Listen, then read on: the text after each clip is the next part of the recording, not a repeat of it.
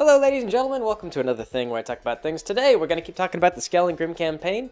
But before we get into that, there have been some synopses that have come out for the My Little Pony episodes that are coming up.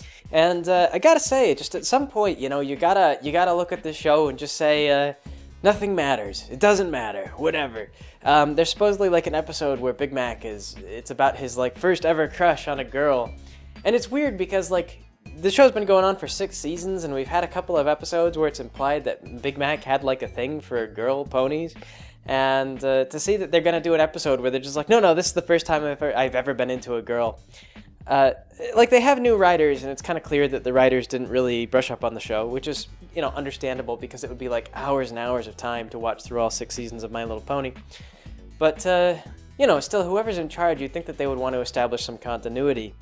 And since they don't, I guess just the only way to really watch the show is to say to yourself, like, none of this matters. Nothing matters.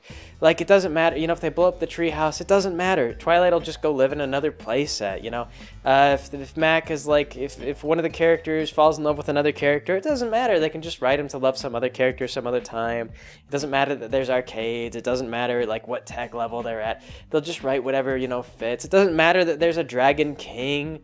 If they want another character, like... If they want, like, another ruler, they'll just write another ruler. There doesn't have to be any continuity.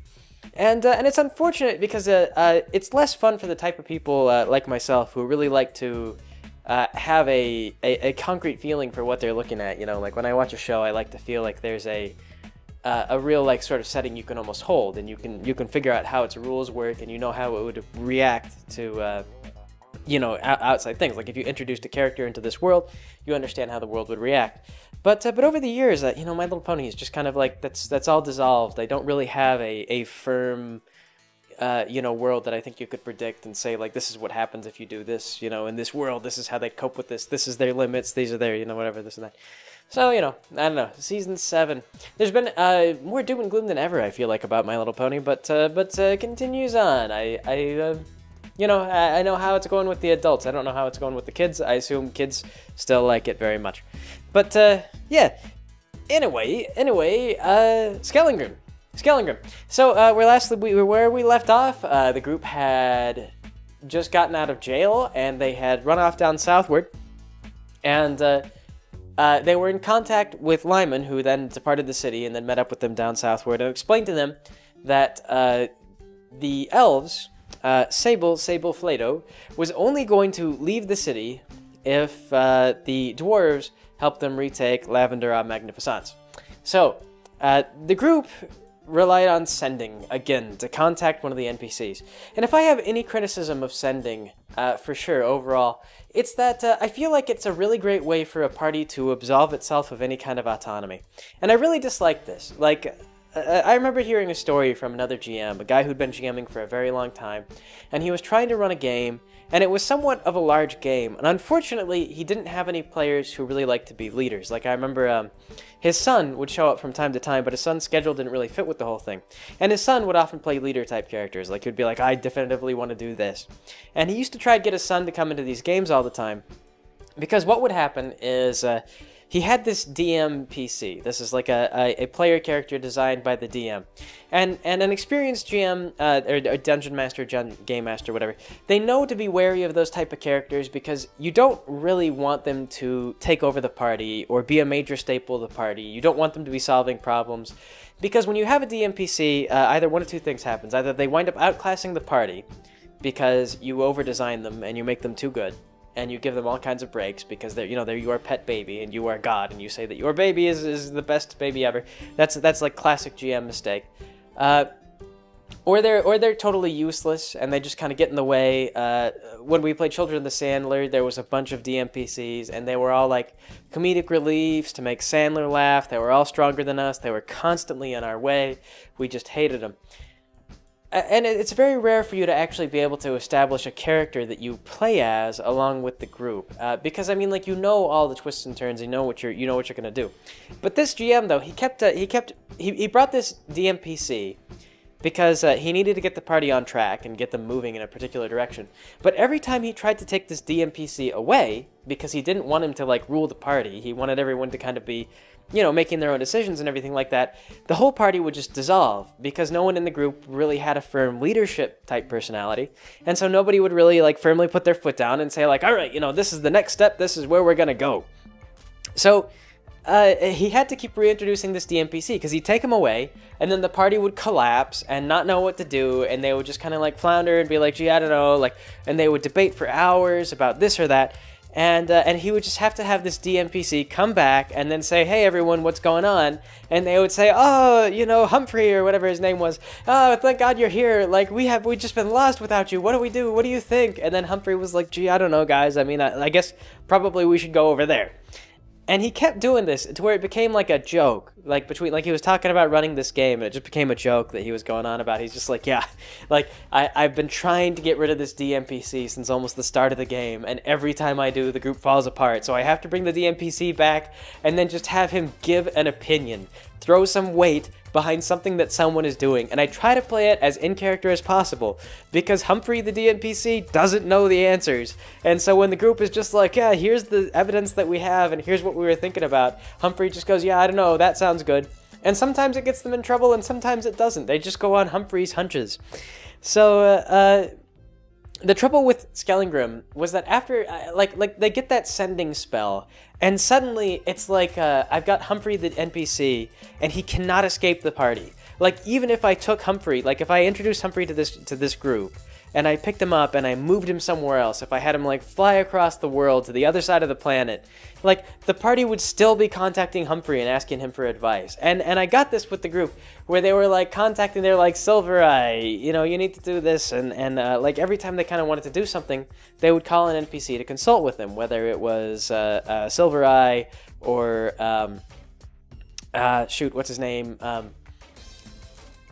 Count Calaris or whoever. It just felt like sending gave the party like unlimited access to the NPCs, and the party didn't have a very strong leadership structure. This has been one thing that's recurringly come up with the group that we've talked about, even where people aren't quite sure who's in charge, or whenever someone wants to take charge, they often want to do it democratically. So it's kind of like they put it out there, like, well, here's the idea, and then they wait for everyone to say their part, and then they sort of see what the consensus kind of is, and then they formulate a plan, and it can take a really long time for them to do stuff this way, because, everyone has these conflicting opinions about what's safe and what isn't safe and whatnot.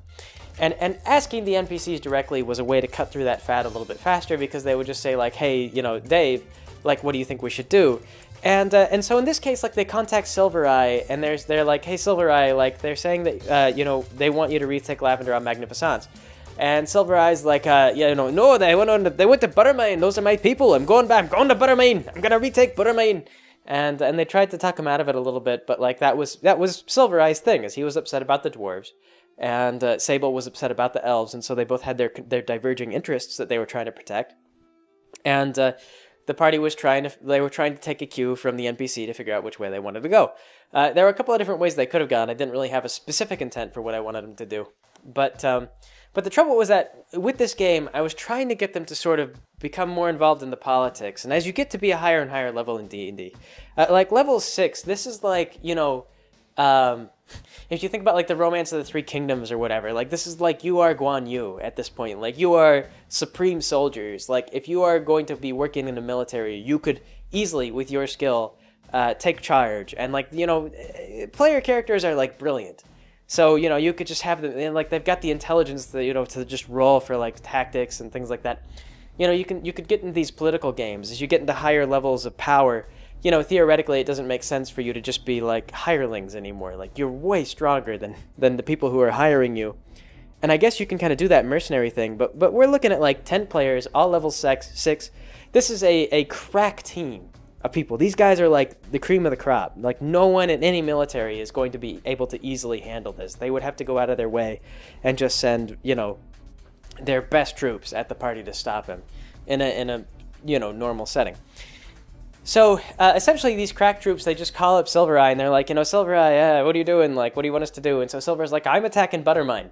So the group goes, well, Silver Eye's attacking Buttermine, so maybe if we help him take back Buttermine, then he'll also direct his forces over to Lavender Magnificence.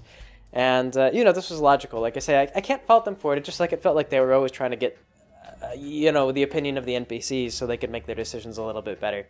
And it got a little tiring. You know, like I said, it just gets a little tiring. I just kind of like want them to just make a decision, but make them faster. You know, make them fast, make them hard. Just be like, this is what we're doing. You know, I know what I want. But anyway though, so they go down to Silver Mine, or to Butter Mine, that is. And the undead have just taken over the place. Like they've got patrols marching around, and some of the undead are autonomous. And I can't remember if they figured this out or not. I think I had them roll intelligence for it. But the soulless undead were pretty much a sign that they hadn't been able to convert the willful undead over into military service, or at least they weren't trusted enough to be put on guard. So they were a bunch of just like undead who had been raised, and they were just traveling, you know, doing their patrols and whatever, and all they would do is attack people. Additionally, there was something with a mailman, and I can't remember what this was about, or, oh yeah, I think there was a wyvern.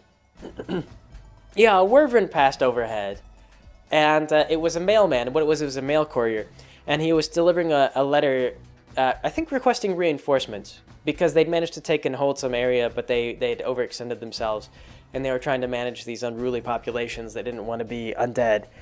You know, and they were killing everybody. They were mass slaughtering everyone and then raising them as undead, and then sort of press ganging them into the military. You know, they had no choice once they were undead, because the law of the land is that if you are undead, you are to be put to the fire. So you're dead if you get killed by the undead.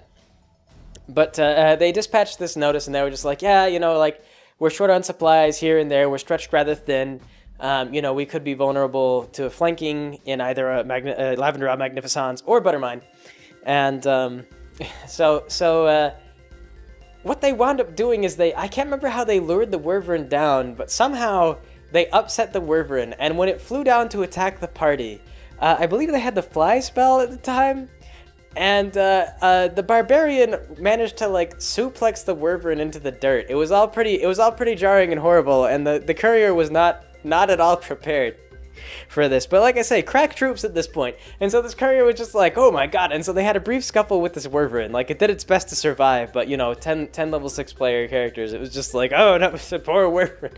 So they killed him. They just destroyed the wyvern, and they stole the courier's hat, and they read all his letters, and, you know, committed a mail felony, and decided to carry on to Silvermine, to Buttermine, to help Silvereye. Butter cell to help Butter Eye. And anyway, yeah, so they go down there, and they see all the patrols around Buttermine, and they decide, like, well, let's lure out the let's lure these guys out and see if we can like challenge their leader to a duel or something like that. And the guy who was up there in charge of these like undead patrols was like a sergeant. He was like a Sergeant Skeleton. And so they call Sergeant Skeleton down, and they just wave at him, and they're like, hey, like, we're here with the dwarves, and we challenge you. And like the sergeant was just like, why? Like, I don't, like, no, I'm not coming out. And I think they might have tried to roll persuasion for it or something like that, and then botched it. And they were just like, yeah, come out here. Like, they didn't know who he was or anything like that. I think eventually he was like, yeah, I'm like Sergeant Skeleton. And they're like, well, whatever, we'll challenge Sergeant Skeleton to a duel anyway. So they do manage to persuade Sergeant Skeleton to come out after a while. I think like they built up a barricade. Yeah, they definitely did this. They built up a barricade, and then they just like used it to advance forward to Sergeant Skeleton, and they established their barricade, and they're like, this is where we are now. And it was like they'd done a really good job of digging in, and they were too high of level for like the skeleton guards to really hurt them. So Sergeant Skeleton decided that maybe negotiating was the best way. Like, he'd just come out and he'd ask them what they wanted to do. So he goes out there and he's like, all right, what do you guys want? And they cut off his head. They just kill Sergeant Skeleton right there and then. And so the other skeletons, the other sentient ones, like, panic, and they're just like, oh god, they just killed Sergeant Skeleton. So they start they close the gates, and they run inside, and they get prepared for an attack because they think like, oh god, the party. And so the party is like, well, all right, we initiated this, so what do we do? And they're like, we charge in. And so like they cast Fly on the Barbarian as he like went into a berserk mode, and he's like throwing like spears down at the skeletons, and they all run inside, and there's this giant like undead construct. And I think its deal was that it could put people to sleep, or it could cause paralysis or something like that. But it could do that, or it could attack. And so it was like trying to paralyze all the party members, while like skeletons behind it like fired arrows out from fortifications and things like that. And so they tried to kill the party in like arrows and things like that and fortifications. And it was a reasonable fight. This monster put up some resistance, but the party brought it down pretty efficiently. Like I say, it's hard to balance for 10 players in D&D. So poor giant skeleton thing. It died. The party survived. They just wiped it out, and for whatever reason though, the party became freaked out by the idea that there might be more skeletons deeper inside. And like they'd killed the gatekeeper, and they're like, now that we've reached the gates, retreat! And so the party like turns around and they just run back out the way that they came. And so the sentient skeletons are all just like, gee, well they breached the gate, and so they go back and there were like a bunch of various exits in the mine. Like there were all these different routes that they could escape from. So they gathered up the army that was all loyal to Archaeopteryx, or at least the undead, and they escaped through these alternate routes to reinforce Lavender Ob Magnificence and prepare for a full assault, so they wouldn't be quite so spread out. They wanted to hold at least that one position. But when the party like gave them a day or two to escape, not really thinking about the whole escape thing. They were just like, all right, they're probably preparing a massive counterattack and defense for us now, because logically speaking, we breached their defenses, and now they're probably rebuilding, and they've got an even bigger monster. And so, they were like planning and like making, and so they go back there, like ready to kill everyone, and there's like no military there. There's just a bunch of frightened undead dwarves who have been killed and then resurrected and then abandoned. And the undead dwarves are just like, what do we do? And there's like all these different groups, and like some dwarves are like, we have to submit to the law, we have to let them round us up and throw us in the fire, we're all dead, everyone, we have to accept it. And the other dwarves are like, no, what if we pack up the city and we move it somewhere else? And some of the other dwarves are like, no, what if we stay here, we'll just become an independent butter mine, like I've lived here since my ancestors lived here. And so all the dwarves are like trying to get organized and figure out what they're trying to do. So the party takes their best orator character, and they stand up there, and they're like, dwarves, to me, rally to me, and they like gather up all the dwarves, and they try to figure out like, well, we'll save them from Silvereye. And I think this was when they finally had to become independent, because at this point they weren't on anyone's side. Because they were attacking the undead, obviously, and they were working against the laws and interest of like Silvereye and the living. So they were kind of going in the direction of forming their own nation state, which is actually what I wanted to see. Just the autonomy, like I say, that whole idea of like, all right, we are independent people, and we have our own motives and interests, and we are pursuing them now. Like, that's really kind of what I wanted to see. But they gathered up all the dwarves, and they're just like, come on, you undead dwarves, we'll find a place to put you. Like, I've heard of some places that are pretty good. And the party didn't really know where they were going to go, but they lied to the dwarves, and they told them that they would find a place for him anyway. And so they managed to get a whole bunch of the dwarves, not all of them, but a bunch of them, following behind them. And they just packed up the things, they just packed up everything they could, and they just started moving people out of the door, out of the front gates that they'd broken down. There was a back gate that Silvereye was laying siege to. And apparently they hadn't realized yet that the place had been abandoned. I mean, it was full of undead. So in their heads, they were still up for a battle, because they were thinking like, oh, all these undead, we're going to have to storm and deal with them all. So they hadn't moved yet. It was really just going to be a matter of time. And the dwarves that wanted to stay and fight were, of course, providing a barricade, but they were like militiamen. They were not really going to like withstand a trained military. So yes, the party gathered up everyone, and they just took them like southward. And what they found out from interviewing other dwarves was that there were some limestone caves that had formed in the south, and they figured that maybe they could find something, and if they were careful, they could hide deep in the limestone caves and not be caught for quite a while. And in so doing, they might be able to buy themselves some time and figure out their next plan. So that's what the party did, is they just they sent out some dwarven scouts and tried to figure out where they could hide pretty much an entire city of undead dwarves. Who didn't want to be killed by by Silvereye. And of course the dwarves that stayed behind were going to betray them, so it was only going to be a matter of time before the living started looking for a city of undead dwarves. I mean, it wasn't going to be hard to find them either, because if you think about that many footsteps, they were going to leave a trail. So yes, that was kind of where the party was at. And they did eventually find a place that had very, very large caves. It turns out that it was like a nest to a horrible like bunch of like blood-sucking giant bugs that came out and mauled the party. And I think this was one of the more life-threatening encounters that the game ever had, because there were so many of these bugs, and they were like really fast. I think they had like multi-attack and just really high dex or really high AC. Like they weren't hitting really hard, but there was just a lot of them, and they were attacking frequently. So by sheer weight of like statistical probability, they were whittling away the party. And, you know, people were getting, like, wounded, and they had time to, like, fall back and, you know, kind of switch places, but it was actually probably a more reasonable back and forth compared to what most of the fights had been like in this game. So they cleared out this cave, and they went deeper in, and they find this large door that's, like, it's very ancient. It's been knocked ajar through, like, damage and stuff like that, and they figure they can kind of squeeze back there, but they don't know what it is that's back there. And so while they're exploring, they hear somebody banging around back there, and then so they call back there, and somebody replies in like Dwarvish, but it's like a weird dialect of Dwarvish. It's still mostly recognizable as Dwarvish, but with like a bizarre accent, and it's not really clear where the accent is coming from. So they negotiate with these Dwarvish sounding guys, and they're like, oh, don't come back here. Like there's a magical trap that kills skeletons. And they're like, oh, like, does it kill everyone? What does it do? It's like, well, it liquefies your skeleton.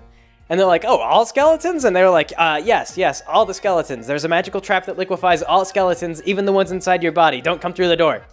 And so the party, like, they leave, and they think about it for a while, and then they kind of, like, they're like, I don't know, do we want to, like, risk going down on the door? And then they're like, they get into this whole thing where they have the long discussion and the democratic process, and finally they all vote that, yes, let's explore the door down here, because that's, it seems meaningful, like, you know, it's important.